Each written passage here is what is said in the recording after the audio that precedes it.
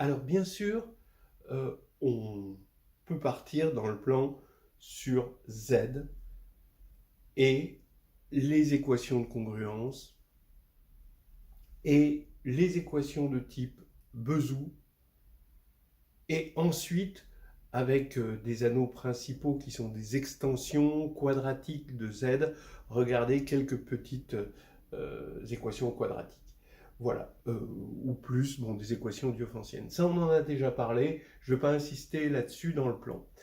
Là, maintenant, ce que je voudrais, c'est commencer à insister sur deux choses liées aux anneaux principaux. La première chose, c'est les évaluations de toutes sortes. Et la deuxième chose, c'est le côté unificateur, le côté rassembleur, le côté unifiant des anneaux principaux. C'est-à-dire que c'est quelque chose d'abstrait qui a un peu de recul et qui permet de rassembler des choses qui étaient un petit peu éparpillées dans les mathématiques. Ça, on va aller de plus en plus vers ça. Mais d'abord, les évaluations.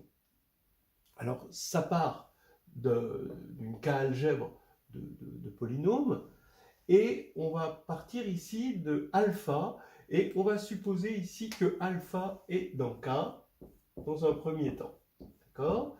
Alors, alpha étant dans K, on a une application qui a K de X va dans K, qui a P donne P de alpha, c'est l'application que j'appelle F alpha, évaluation en alpha, et c'est un morphisme d'anneau, et même de K algèbre. Alors, on sait donc que son noyau est un idéal principal, et on sait que x moins alpha est dans le noyau.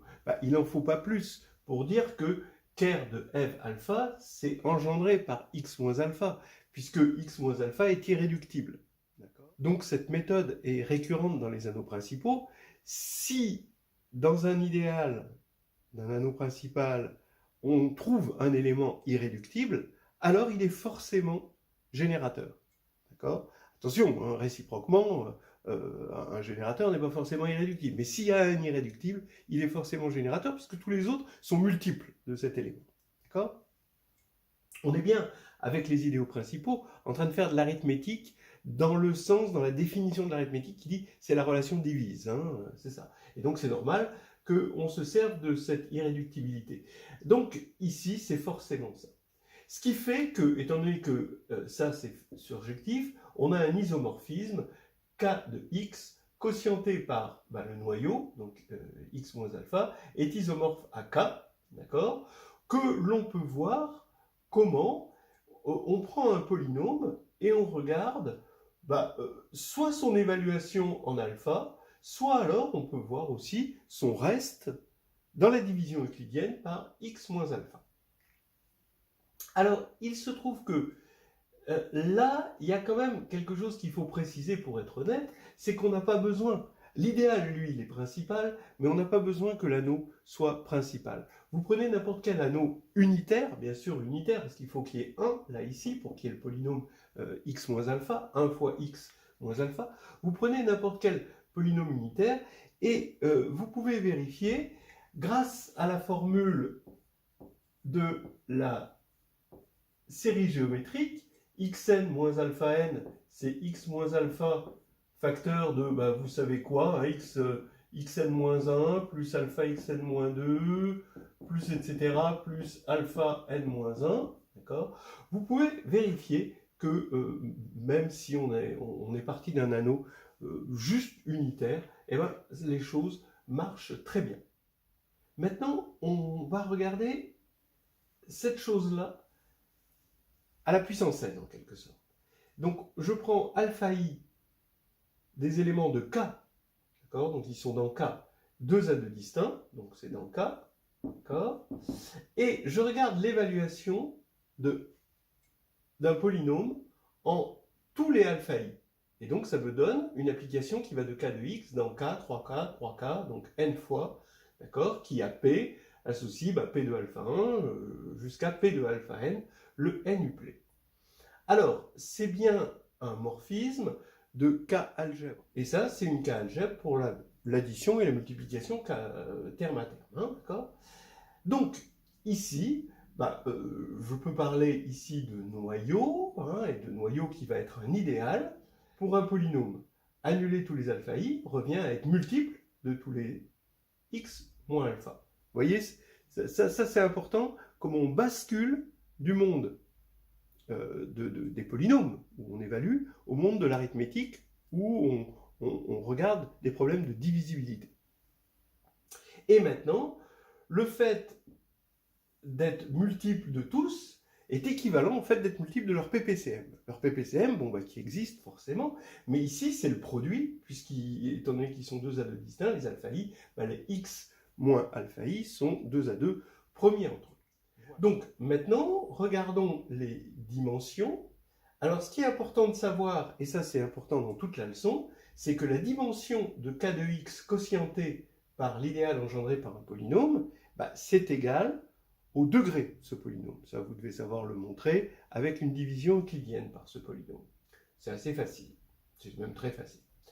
Alors, ici, on va avoir que le quotient, ici, va être de dimension, bah là on est du degré n, donc le quotient par le noyau va être de dimension n, qui est aussi la dimension à droite. Donc ça va être forcément surjectif. Maintenant, quelle est l'image réciproque par f alpha i du n uplet bêta 1 jusqu'à bêta n de kn?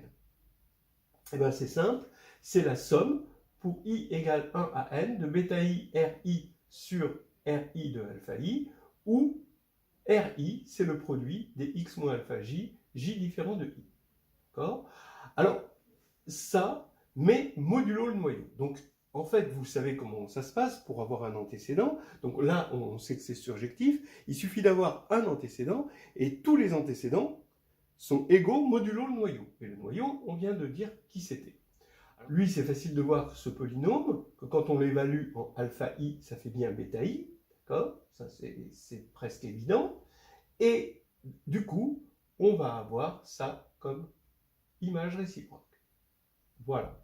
Alors, une autre formulation, c'est là que c'est intéressant, c'est que c'est k de x quotienté par le noyau est isomorphe à l'image, mais maintenant l'image, je reprends que k, c'est k de x quotienté par x moins alpha. Ici, c'est k de x quotienté par x moins alpha i, et on en fait le produit. Et ça, on reconnaît le lemme chinois. C'est-à-dire qu'en fait, ce qu'on a démontré, c'est que on avait les polynômes interpolateurs de Lagrange, d'accord, cette surjectivité, mais avec l'unification des anneaux principaux, eh ben, Lagrange, c'est pareil que le théorème chinois, ici. Hein, d'accord, là, c'est quand même quelque chose à bien photographier. Maintenant, on passe à un type d'évaluation un tout petit peu plus sophistiqué. Je prends encore K et je prends une extension finie, L de K. Je prends maintenant alpha, non plus dans K comme ici, mais dans L. Alors pareil, j'ai une évaluation, mais cette fois-ci, elle va de K de X dans K de alpha. Alors K de alpha, évidemment, elle est surjective par définition de K de alpha, qui peut être vue comme l'image de l'évaluation. Je vous rappelle que K de alpha, c'est aussi l'ensemble des polynômes P de alpha quand P parcourt K de X. Donc c'est vraiment l'image, hein, par définition. C'est encore un morphisme de K-algèbre, évidemment. Et maintenant, voilà les propriétés qu'il faut bien dominer, hein, dans cette histoire. Le noyau, étant donné qu'on a un anneau principal, va être engendré par un élément qui va être unique si on le suppose unitaire, d'après ce qu'on avait dit au tout début sur l'unicité modulo les inversibles. Donc on va prendre mu alpha unitaire, mais mu alpha est automatiquement irréductible. Alors ici, pourquoi il est irréductible? Parce que quand on va quotienter k de x, quotienté par mu alpha, ça va être isomorphe à k de alpha qui est inclus dans L. Donc ça c'est intègre puisque c'est un corps, donc ça c'est intègre, en plus c'est un corps, on le sait, et ici on a le quotient. Donc quand on quotiente et qu'on a quelque chose d'intègre, alors c'est que le polynôme ici est irréductible. Ça peut se faire avec le lemme des noyaux, encore une fois. Vous remarquez qu'ici, on n'a pas quelque chose d'intègre, d'accord? Parce qu'il y a des diviseurs des zéros. Quand vous faites le couple 0,1 fois 1, 0, ça fait 0, 0, alors que les éléments ne sont pas nuls.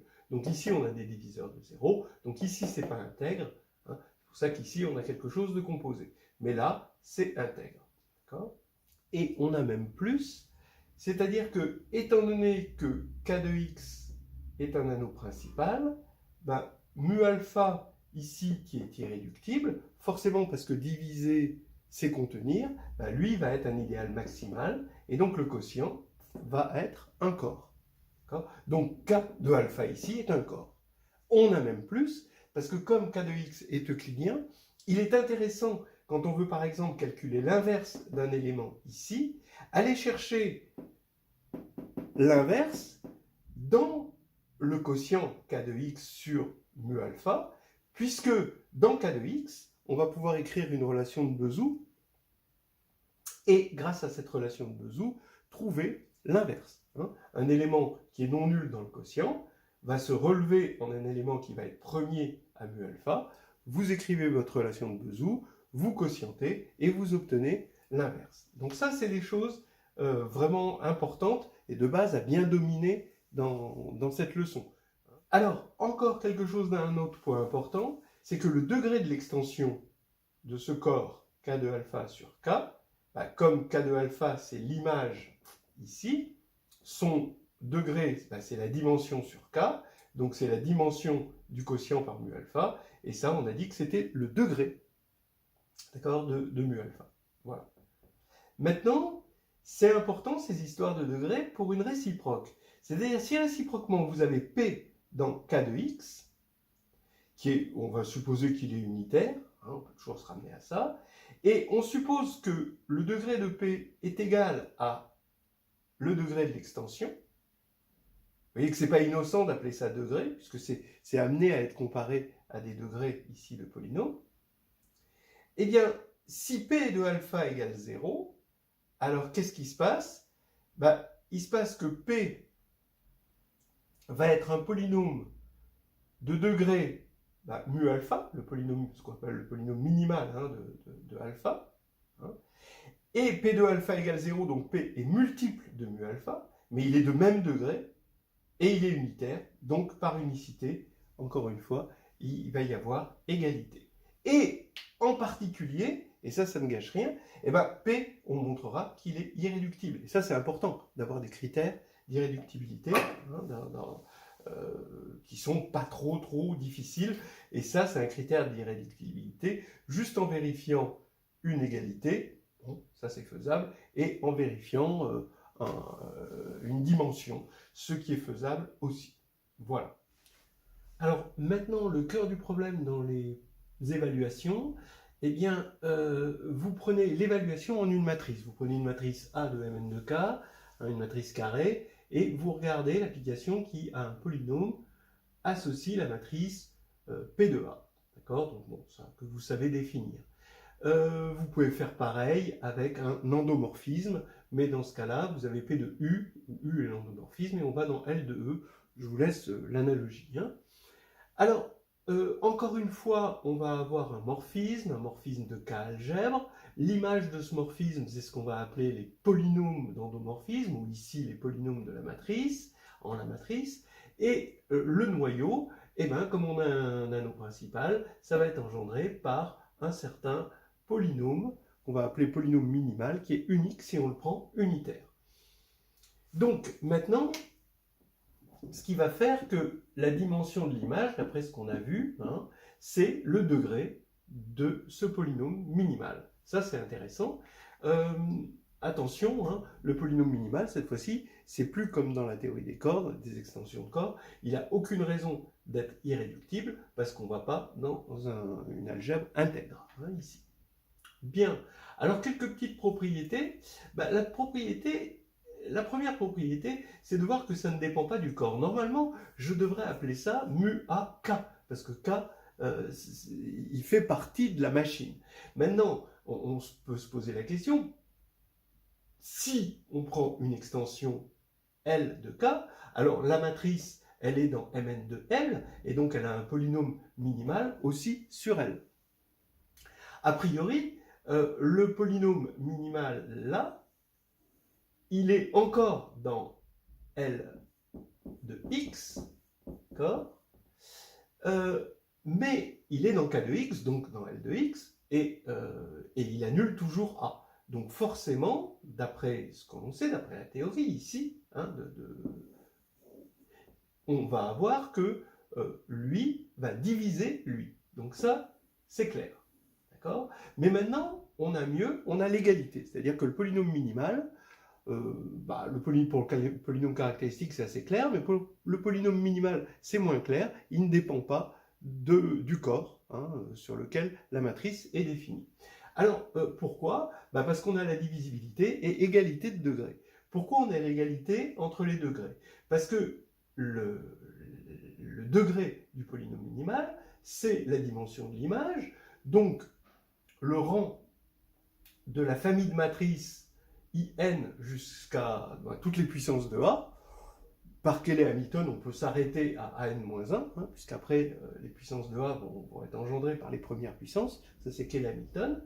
Mais le rang d'une famille de vecteurs ne dépend pas, lui, hein, d'accord, du corps choisi. Hein, Alors, pourquoi? Il y a un argument, bon, il y a plusieurs arguments, hein. Il y en a un, c'est le théorème du rang. Il y en a un autre que j'aime bien, c'est le fait que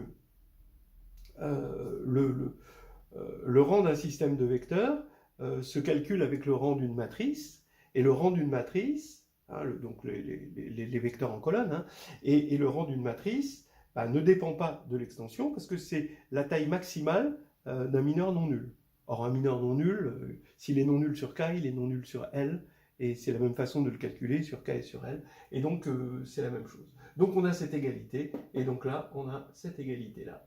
Et par égalité de degrés, on a ici égalité ici, parce qu'ils sont unitaires. Voilà, donc ça c'est une chose quand même qui est importante. Je veux parler aussi de l'évaluation en A et en X, qui amène à la notion de ce qu'on appelle le polynôme minimal local. C'est-à-dire qu'on regarde le polynôme minimal, mais localisé en X. Alors ici, on a une application qui va de K de X, P, mais cette fois-ci dans Kn, qui a P associe P de A, mais évalué en X, où X est dans Kn, hein, bien sûr. X, il est dans Kn. Alors, il se trouve que c'est plus un morphisme d'algèbre. Ici, c'est une algèbre, mais ici, c'est un espace vectoriel. Donc, c'est en fait un morphisme d'espace vectoriel. Mais c'est très facile de montrer quand même que le noyau est un idéal. C'est-à-dire, c'est parce que, c'est évident qu'il est stable par addition, mais stable par multiplication, ça vient du fait que quand on va écrire Q de A de quelque chose qui est déjà nul, ça fait 0. Donc Q de A de 0 égale 0. Alors ici, ça fait que c'est un idéal, donc encore une fois, c'est un idéal principal, et on en sort un polynôme minimal unitaire, unique, que l'on va appeler mu AX, qui est le polynôme minimal local en X de A. D'accord? Alors, ça va avec un théorème qui est quand même assez profond, et que l'on va retrouver dans le théorème de structure, qui lui n'a plus rien à voir avec ça parce qu'on est dans les groupes abéliens infinis. Là, il existe x dans Kn tel que mu AX égale mu A. Il y a un x qui réalise par son polynôme minimal local le polynôme minimal global. Voilà. Alors pourquoi il est intéressant ce x? Parce qu'il nous permet de faire des récurrences. Si on regarde le sous-espace A stable engendré par x, c'est-à-dire K de A appliqué en X, d'accord, ça va être un sous-espace A stable, et bien lui, pour un tel X, il va posséder un supplémentaire qui est lui-même A stable. Et donc comme ça, on va décomposer, un peu comme dans le lemme des noyaux, mais c'est une autre décomposition, qui est la décomposition de Frobenius, au lieu de la décomposition de la lemme des noyaux. On va décomposer Kn en sous-espace A stable grâce à ça. Ça, bien sûr, c'est lié à la leçon sous-espace stable. Alors, en plus, comme on a un sous-espace stable, on va pouvoir écrire A comme semblable à une matrice diagonale par bloc. Il se trouve, encore une fois, parce que K de X est principal, que quand vous avez, donc après vous pouvez faire une récurrence, hein, mais quand vous avez une matrice diagonale par bloc B et B', donc ça c'est des blocs diagonaux, alors le polynôme minimal, d'accord, de la matrice, globalement, c'est le PPCM des polynômes minimaux des blocs. Ça, vous pouvez le démontrer. Évidemment, c'est de l'arithmétique. Donc, pour démontrer une égalité, vous démontrez une double inégalité. Mais une double inégalité en arithmétique veut dire une double divisibilité. Donc, c'est très facile de voir que ça divise ça. Pourquoi ça divise ça? Parce que lui va annuler lui. C'est facile de le voir. Et pourquoi le PPCM de mu b et mu b' divise ce mu-là? C'est parce que mu b le divise et mu b' le divise. Et pourquoi mu b le divise? Parce que lui annule b, ce polynôme minimal, puisqu'il annule les deux blocs, en particulier, il annule b. Voilà, c'est des petites techniques qu'il faut savoir faire. C'est pas très très difficile. Et c'est un petit exercice assez joli. Je veux, dans ces histoires d'évaluation, terminer sur un petit théorème que j'aime beaucoup. C'est pas le théorème que j'aime beaucoup, c'est sa preuve. Donc, c'est que le polynôme caractéristique de A, ça divise mu A puissance n, où n, bien sûr, c'est la taille de la matrice. Alors, regardez, c'est encore des histoires d'évaluation, et c'est encore des histoires de noyaux. Vous prenez P dans le cas de X, et vous ajoutez un déterminé y, et vous regardez P de y moins P de x. Vous le regardez à coefficient dans k de x, mais à un déterminé y. Donc ça, si vous l'évaluez en y égale x, ça fait 0. Donc c'est dans l'idéal annulateur de l'évaluation, donc c'est un idéal principal qui est engendré, on l'a dit, par y moins x. Donc c'est de la forme y moins x fois un certain q. D'accord? Donc maintenant cette égalité là, cette divisibilité qui vient d'un idéal principal, eh bien je l'évalue en a. C'est y que j'évalue maintenant en a. D'accord? Et ça c'est un coefficient. Ça, les éléments de k de x sont des coefficients. Donc ça me fait p de a. Mais p de x, comme c'est un coefficient, ça devient moins p de x in, l'identité, attention. Et donc c'est égal à a, comme j'évalue y en a, moins x identité fois q de a. Et maintenant, je vais poser p égale mu a, ce qui va avoir pour effet d'annuler là, et je prends le déterminant. Le déterminant d'une homothétie, parce que c'est une homothétie, hein, ça c'est de rapport lambda, c'est lambda n fois le déterminant de la matrice, donc là c'est 1. Donc ici, le déterminant, ça va être moins mu a puissance n, d'accord? Et ici, comme le déterminant est multiplicatif, vous allez avoir le déterminant ici fois le déterminant ici, mais ce déterminant-là, c'est qui a, donc qui a divise mu a puissance n, et ça fait un truc très très joli. Alors ça, c'est dans le Naimé-Mansuy, hein, vous pouvez le trouver. Voilà. Donc, bon, des petites choses. Alors, si on veut résumer, hein, c'est que cette leçon sur les anneaux principaux, si vous voulez faire impasse là-dessus, il faut aussi faire impasse sur la réduction, sur l'arithmétique de Z, sur les corps, d'accord, sur les polynômes. Bon, globalement, vous choisissez vos impasses comme vous voulez, mais bon, là, quand même, ce serait dommage. Hein. Et donc, regardez cette playlist comme une série de petites révisions globales, parce que là, on est en train de nager dans un monde complètement dense dans le programme d'algèbre.